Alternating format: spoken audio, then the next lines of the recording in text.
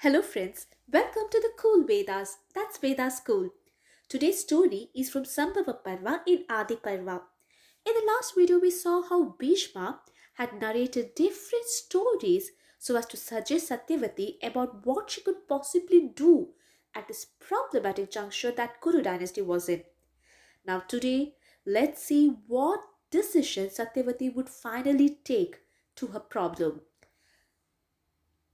So, after hearing all that Bhishma had to say, Satyavati, reflecting upon herself for some time, came to the conclusion that she could ask her firstborn son, Krishna Dvaipayana, to help her in this situation.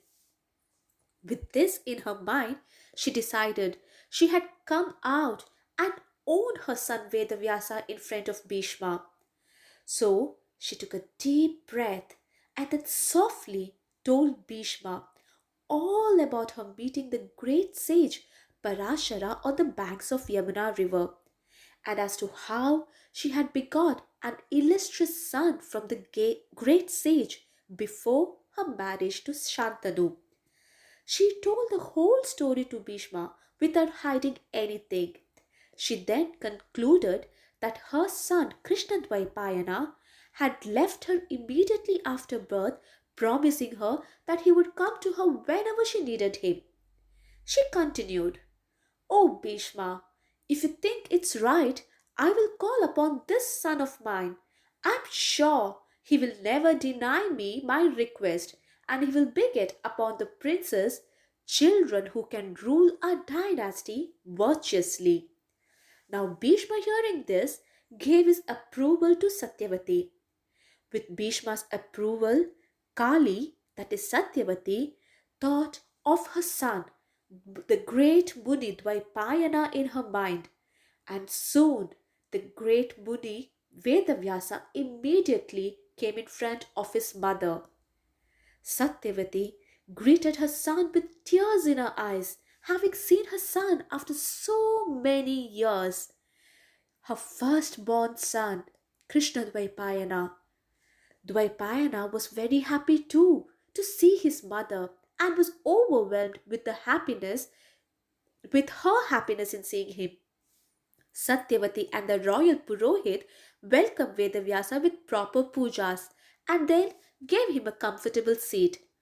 Gratified by their warmth, Vedavyasa soon asked Satyavati the purpose of him being summoned before her.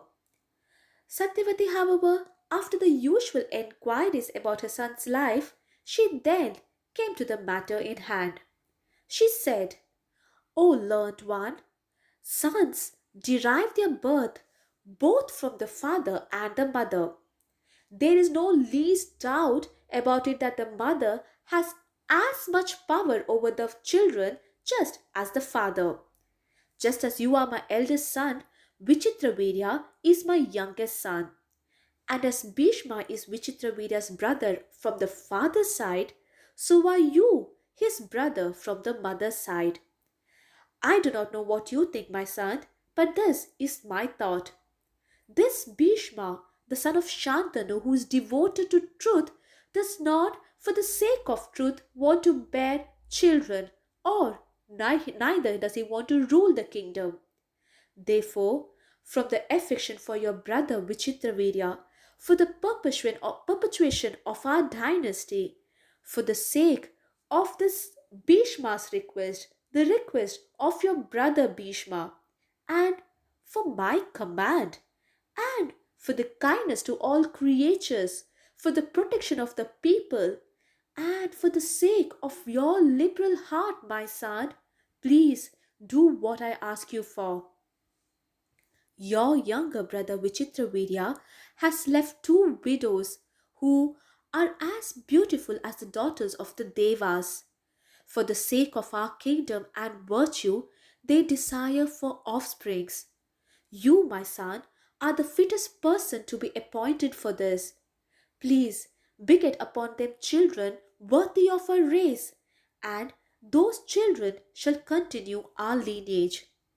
Now Vyasa, hearing this request from his mother, politely said, "O Satyavati, you know what virtue is in this life and also in the other life. Your affections also are set on virtue. Therefore, at your command, mother, I, making dharma my motive, will do as you desire. I shall give to my brother children that will be like Mitra and Varuna. Let the ladies observe for one full year the rigid penances that I ask them to do. Then they shall be purified. No woman shall ever approach me without having observed a rigid penance. No woman shall ever approach me before being purified. But Satyavati was not ready to wait for a year.